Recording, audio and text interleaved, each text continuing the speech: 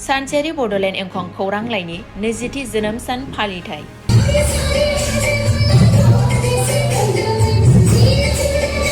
बर'नि गिबिसिन सानसेयारि बड'लेण्ड इंखं खौरां लाइनि 20थि जोनोम सानखौ 19 सेप्तेम्बरनि 2023 मायथाइनि मंगलबाराव बिजनी नोगोरनि 4 नं वार्डआव थानाय बड'लेण्ड इंखं पाब्लिकेशननि अडिट'रियामाव हाबाफारि बायदियै मोनाबिलिनि 6 रिंगानिफ्राय मेहेरगोनाङै गाजा गोमजायै फालिनाय जायो।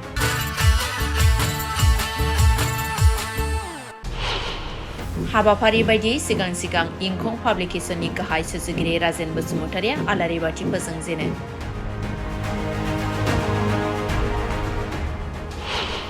सानसेयारि बड'लेण्ड इंखं खौरां लाइनि 20थि जोनोम सान फालिनायाव बाहागो लाफैदों जोहोलाव नीलेश्वर ब्रह्म बान्था मोनगिरि रजनी स्वर्गियारिया सानसेयारि बड'लेण्ड इंखं फोलेरखौ बाख्नायदों।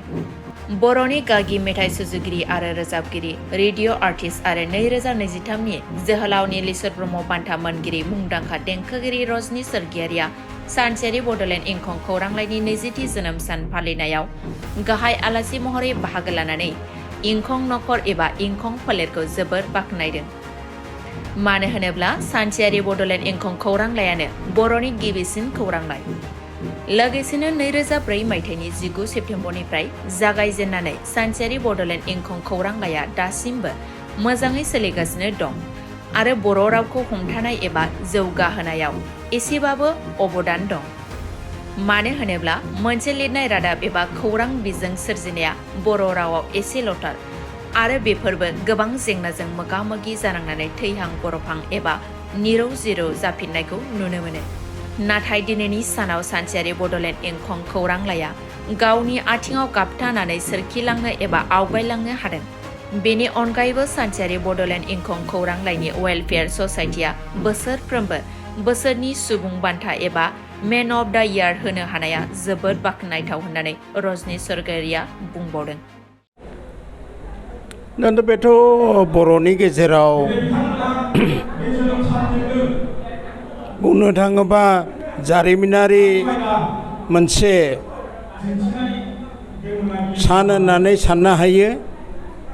मानो होनब्ला बर'नि सानसेयारि रादाब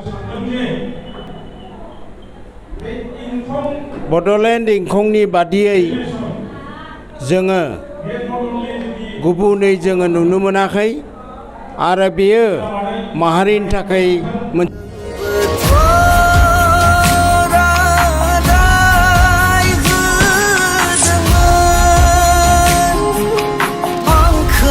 फैजासिम अराय समसिम नेनानै थागोन। मोसासो आं मोसा